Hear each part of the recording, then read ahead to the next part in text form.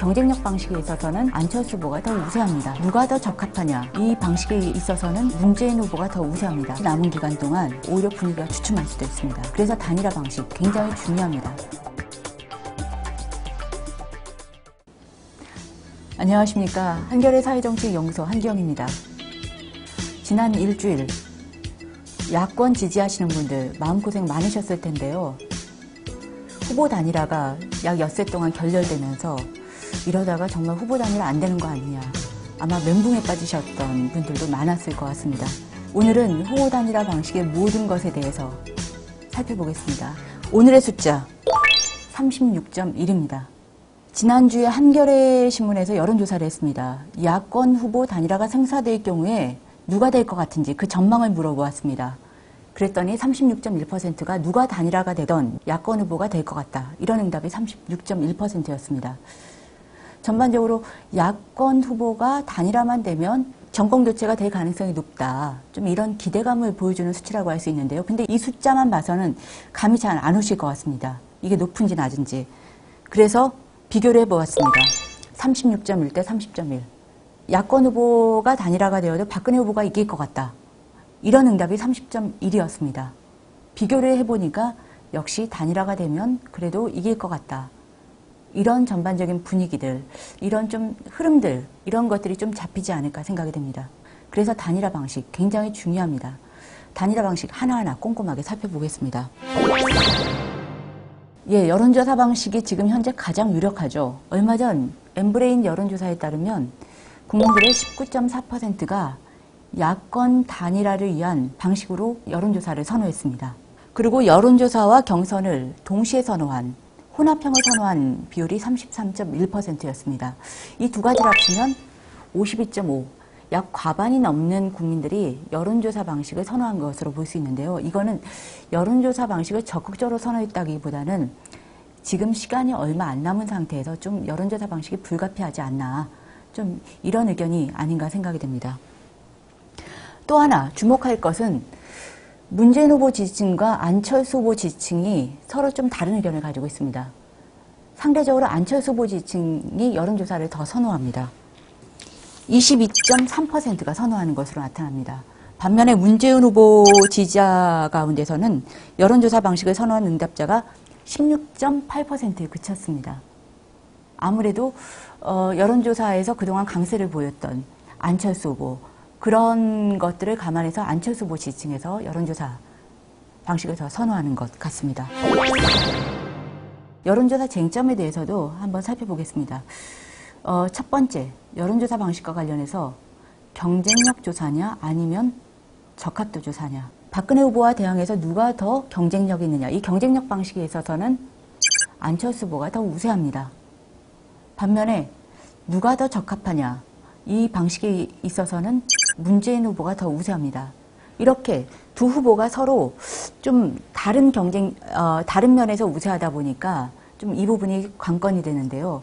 그래서 아무래도 여론조사 방식이 도입되면 이 두 가지, 적합도와 경쟁력을 혼합한 방식, 그래서 2002년 방식이 지금 가장 유력하게 떠오르고 있습니다.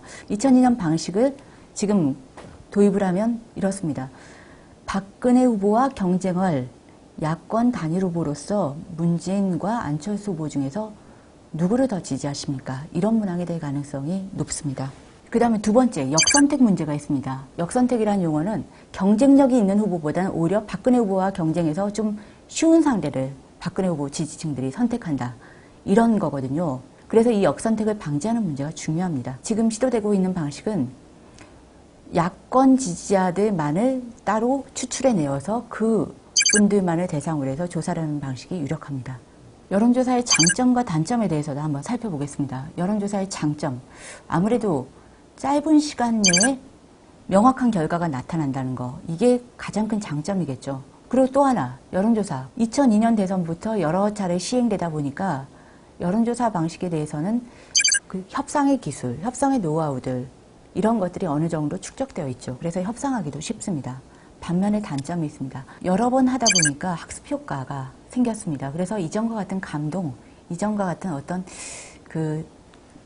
이런 신선함들이 없지 않나, 이런 부분들도 단점으로 지적될 수 있습니다. 또 하나, 여론조사를 통해서 오차범위 이내에서 후보가 결정되었다고 했을 때 상대 지지층들이 여기에 승복할 수 있겠느냐, 이런 부분들도 좀 중요한 문제로 고려되고 있습니다. 가장 큰 단점은 여론조사는 후보 지지자들의 자발성, 참여의지 이런 것들을 충분히 반영하기가 어렵다는 단점이 있습니다. 그냥 집에 있다가 여론조사가 걸려왔을 때 간택되어서 거기에 대해서 응답하면 되거든요. 공론조사 살펴보겠습니다. 공론조사 많이 생소하실 겁니다. 공론조사의 방식에 대해서 먼저 좀 말씀드릴게요. 공론조사 방식이라고 하는 건 우리가 일반 여론조사 방식은 인구 비례에 따른 성, 연령, 지역별 인구 비례에 따라서 그 여론조사 표본을 추출해서 면접원들이 질문을 하는 것이죠. 근데 공론조사 방식은 인구 비례에 따라서 표본을 추출한다는 것에서는 여론조사랑 동일합니다. 그런데 공론조사 같은 경우는 인구 비례에 따라서 표본을 추출한 다음에 그분들을 한 자리에 모이게 한 다음에 충분한 양의 정보를 주고 또 토론까지 하게 합니다. 그렇게 해서 다양한 정보와 토론을 통해서 판단을 하게 한 다음에 다시 어느 후보를 지지하느냐고 묻는 거죠. 공론조사 방식 우리나라에서도 도입된 적이 있습니다.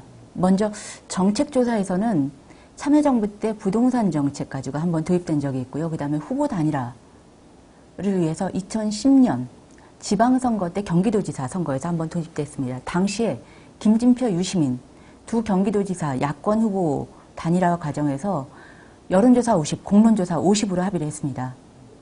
근데 당시의 공론조사는 엄밀한 의미의 공론조사와는 조금 달랐습니다. 인구 비례에 의한 성연령 지역별 인구 비례에 의한 표본 추출이 아니라 유시민 후보 지지자들 그리고 김진표 후보의 지지자들을 먼저 모은 다음에 거기에서 15,000명을 무작위로 추출했습니다. 그 다음에 그 15,000명의 공론조사단들에게 2명의 후보에 대한 정보를 주고 그 다음에 전화 면접원들이 전화로 직접 전화를 걸어서 어떤 후보를 더 지지하십니까? 이렇게 질문을 했던 것이죠. 당시에 공론조사 결과를 보면 김진표 후보가 52%였고요. 유시민 후보가 48%였습니다.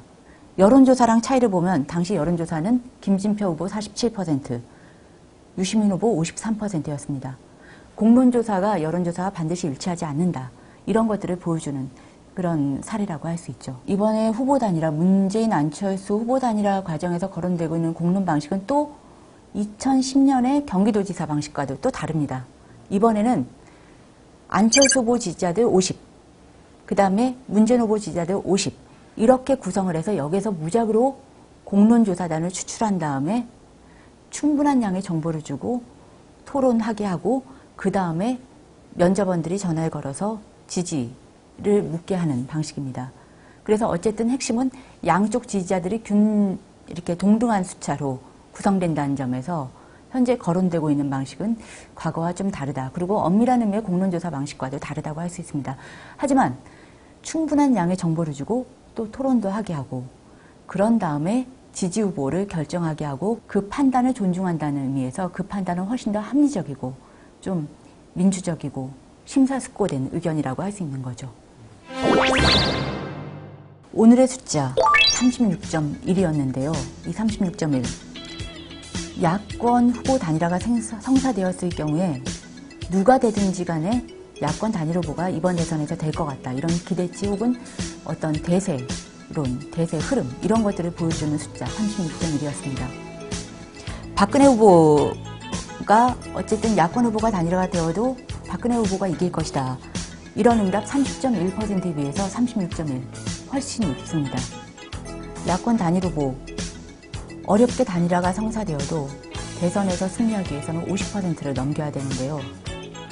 남은 기간 일주일 동안 어떤 방식으로 단일화를 하느냐, 결국 어떤 방식으로 단일화를 통해서 화학적 결합을 이뤄내느냐, 그리고 어떤 방식으로 단일화를 해서 지지층들의 참여, 열정들을 이끌어내느냐, 이것들이 굉장히 중요할 것 같습니다. 결국 참여, 열정, 그리고 승복할 수 있는 단일화 방식, 이것이 남은 기간 동안 가장 중요한 관건이 되지 않을까 생각합니다.